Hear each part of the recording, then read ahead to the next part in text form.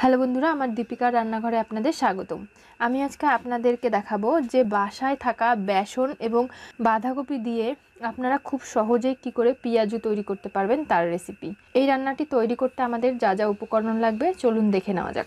আমি এখানে বেসন নিয়েছি হাফ কাপ পরিমাণে, আর এখানে লাল এবং সবুজ কালারের কাঁচামরিচ কুচি করে নিয়েছি। আপনারা ঝালটা চাইলে কম বেশি করে নিতে পারবেন। এখানে লবণ, হলুদের গুঁড়া, মরিচের গুঁড়া, আর এখানে আমি আতপ চালের গুঁড়া নিয়ে নিয়েছি হাফ কাপ পরিমাণে। আপনারা যে কোনো ব্র্যান্ডের আতপ চাল নিতে পারেন অথবা বাড়িতে করে নিতে পারেন। আমি এখানে বাড়িতে করা আতপ চালের গুঁড়া নিয়ে নিয়েছি। আর এখানে বাঁধাকপি ভালো করে ঝুরি করে কেটে নিয়েছি। যতটা সম্ভব ঝুরি করা যায় ঠিক ততটা সম্ভব ঝুরি করে নিয়েছি। তাহলে চলুন দেখে নেওয়া যাক। আর আমরা এর মধ্যে কিন্তু আর কোনো উপকরণ ব্যবহার করব না, তবে যখন আমি এই পেঁয়াজুর ব্যাটারটা তৈরি করব তখন ধনিয়া পাতা দেব, আপনাদেরকে দেখিয়ে দেব।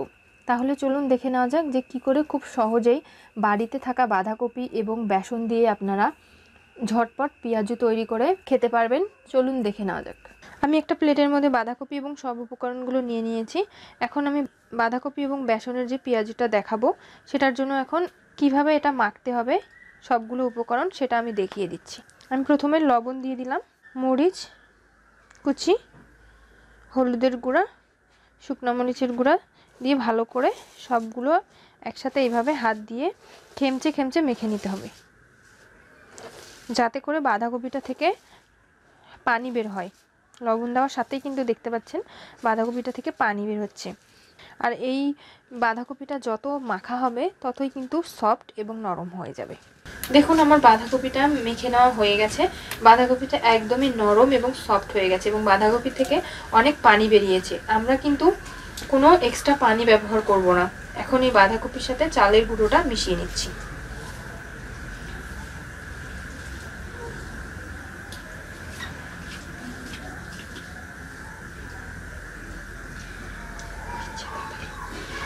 চালের গুঁড়োটা মিশিয়ে নেওয়া হয়ে গেলে আমরা আস্তে আস্তে বেসনটা দেব আর মেখে দেখব যে কতটা পরিমাণ বেসন দেওয়া যাবে।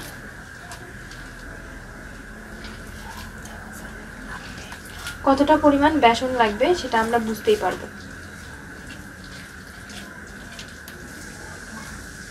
এতটুকু বেসনও আমাদের লাগবে। আর একটু বেসন আমি দিয়ে দিচ্ছি, কারণ আমার বাঁধাকপির পেঁয়াজু তৈরি করার জন্য এটা কিন্তু অনেকটাই নরম রয়েছে, তাই এটাকে না বেশি নরম না বেশি শক্ত করতে হবে। এখন আমার মেখে নেওয়া হয়ে গেছে। এ পর্যায়ে আমি ধনিয়া পাতা দিয়ে দিচ্ছি 1 চা চামচ পরিমাণে, যেটা আমার ফ্রিজে রাখা ছিল, ডিপ ফ্রিজে। এটা দিয়ে একটু নেড়ে চেড়ে মেখে আমার বাঁধাকপির যে পেঁয়াজু তৈরি করার ব্যাটারটা তৈরি হয়ে গেছে। এখন আমি এটাকে এখন ভেজে আপনাদেরকে দেখাচ্ছি। আমি চুলায় কড়াই বসিয়ে দিয়েছি। কড়াইয়ে পরিমাণ মতো তেল দিয়ে দিয়েছি। আমি বাঁধাকপির এবার পেঁয়াজু ভেজে দেখাবো। বাঁধাকপির পেঁয়াজুগুলো আমি একটা একটা করে এভাবে সব পেঁয়াজুগুলোই ভেজে নেব। আপনারা চাইলে পেঁয়াজুর সাইজটা কম বেশিও করতে পারেন। আমি আমার নিজের মতো করে ভেজে নিচ্ছি। আর মনে রাখতে হবে যে পেঁয়াজু ভাজার সময় চুলার জাল অবশ্যই করে লোতে রাখতে হবে, তা না হলে পেঁয়াজু ভেতরে কাঁচাই থেকে যাবে আর উপরের অংশটা কিন্তু বাদামি কালার হয়ে যাবে। তাই এটা কিন্তু খেতেও মজা লাগবে না। তাই অবশ্যই লো জালে একদম ভালো করে পেঁয়াজুটাকে বাদামি কালার করে ভেজে নেবেন। যদি আপনারা ভাবেন যে জোরে জাল দিয়ে বাদামি কালার করবেন তাহলে কিন্তু ভেতরটা কাঁচা থেকে যাবে। তাই আমি খুব লো জালে বাঁধাকপির পেঁয়াজুগুলো দিচ্ছি। এটা একটু সময় ধরে ধৈর্য সহকারে করতে হবে। বাঁধাকপির পেঁয়াজুগুলো বাদামি কালার হওয়া পর্যন্ত অপেক্ষা করছি।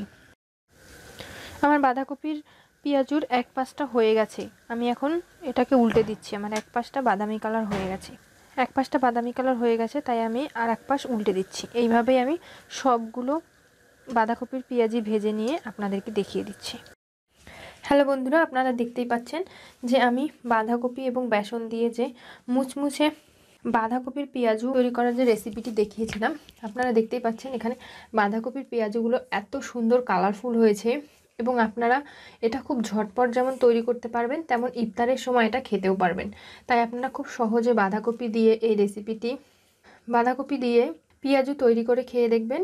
অবশ্যই করে ভালো লাগবে। আর ভালো লাগলে আমার চ্যানেলটি অবশ্যই করে সাবস্ক্রাইব করুন, লাইক শেয়ার কমেন্ট করতে ভুলবেন না এবং পাশে থাকা বেল বাটনটি অবশ্যই করে ক্লিক করুন। আজকে এই পর্যন্তই।